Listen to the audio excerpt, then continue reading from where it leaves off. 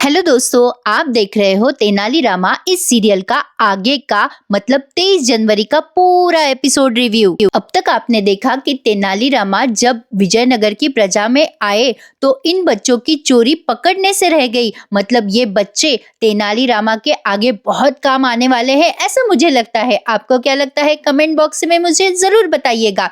अब आगे देखेंगे, ये बच्चे तेनालीरामा की वजह से आज पकड़ने से बच गए और तेनालीरामा का ये शुक्रिया अदा करते हैं। पर तेनालीरामा जब विजयनगर की जनता के सामने पहुंच जाते हैं तो सारी जनता तेनालीरामा को कोसने लगती है।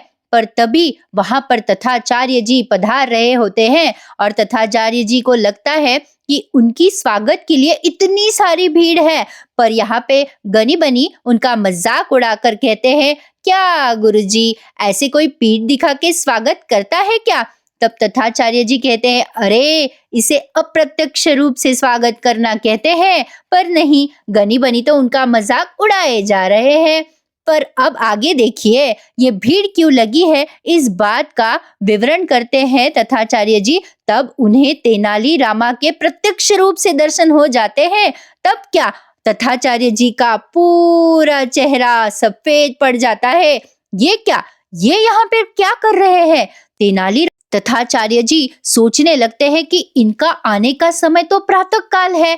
अब यहाँ पे घनी बनी को भी तेनालीरामा जी दिखाई दे रहे हैं। अब वो जोर से चिल्लाते हैं, बाप रे तेनालीरामा। अब यहाँ पे तथाचार्य जी को याद आता है कि गनी बनी ने उनको उल्लू बनाया और यह जो उनके सामने है वो प्रत्यक्ष रूप से तेनालीरामा ही है। अब यहाँ पे तो इनको एकदम से चक्कर आ जाते हैं और वो सोचते हैं, मतलब कि ये जिंदा है, ये कभी मृत थे ही नहीं। इसका मतलब, ऐसा सोच के अब उनको चक्कर आने लग जाते हैं। वो अपने छाती को हाथ लगाते हैं और एक हाथ सर पर रखते हैं और चक्कर आने की वजह से बेहोश हो जाते हैं। पर बेहोश होने से पहले वो कहते हैं, तेनालीरामा हमारे दुश्मन थे, हैं और हमेशा रहेंगे। ऐसा कह के वो मूर्छित हो जाते हैं, मतलब बेहोश हो जाते हैं। तब गनी बनी उनको नगर के किसी कोने में ऐसा डाल के चले जाते हैं। पर हाँ, पहले वो देख लेते हैं कि तथाचार्य जी जीवित है या नहीं, उनकी सांस चल रही है। ये सब जानने के बाद गनी बनी वहां से निकल के तेनालीरामा का तमाशा देखने के लिए जा रहे हैं विजयनगर की जनता के सामने। यहाँ तेनालीरामा की चोट उन्हें सावधान कर रही है। बंधु, अब अपनी परीक्षा है। सारे लोग ऐसे आ रहे हैं सामने जैसे कि वो युद्ध भूमि पर हो।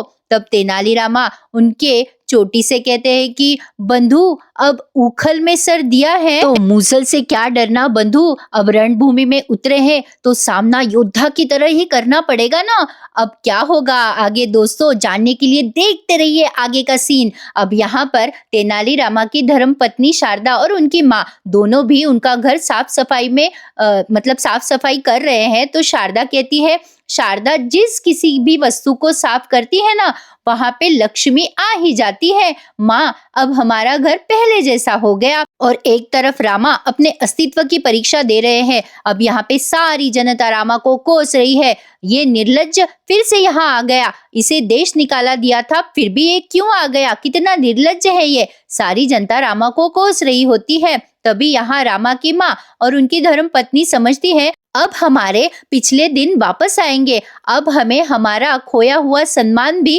फिर से प्राप्त होगा। अब सारे अच्छे दिन वापस आए हैं अम्मा, ऐसा शारदा अम्मा से कह रही है। और आगे कहती है, सारे लोग उठा लो उठा लो।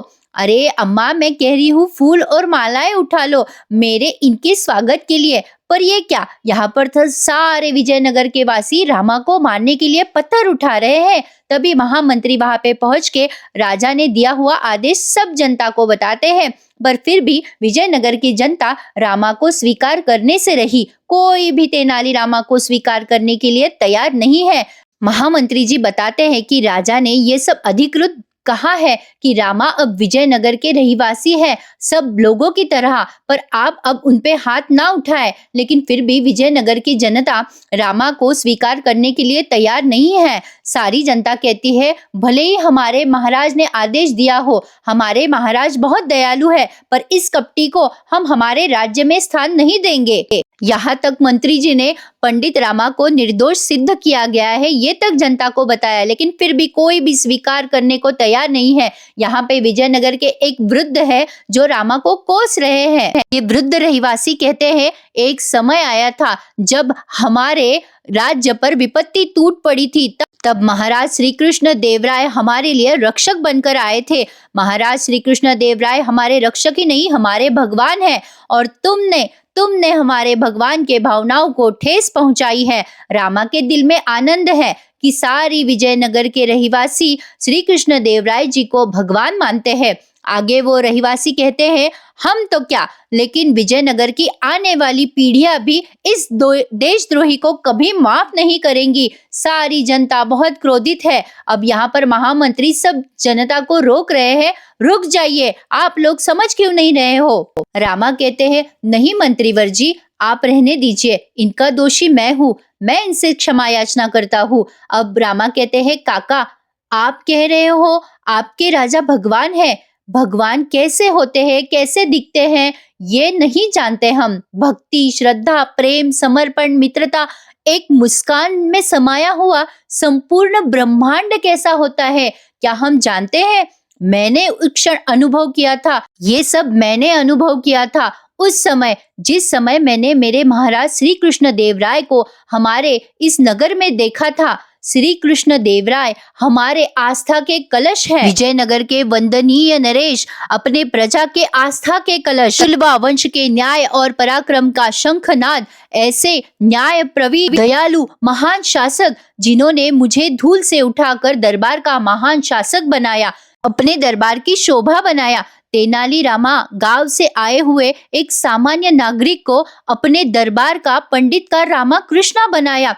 ऐसे पूजनीय महान शासक के सम्मान के लिए मैं तो हंसते हंसते मेरे प्राण दे सकता हूँ। क्या आप लोगों को सच में ऐसा लगता है कि अपने पूजनीय महाराज के विरुद्ध मैं ऐसा कुछ कर सकता हूँ? उस दिन जो कुछ भी हुआ वो एक भ्रांति थी। अब पंडित रामाकृष्ण जो कुछ भी उनसे गलती हुई वो सब जनता के सामने स्वीकार कर रहे हैं।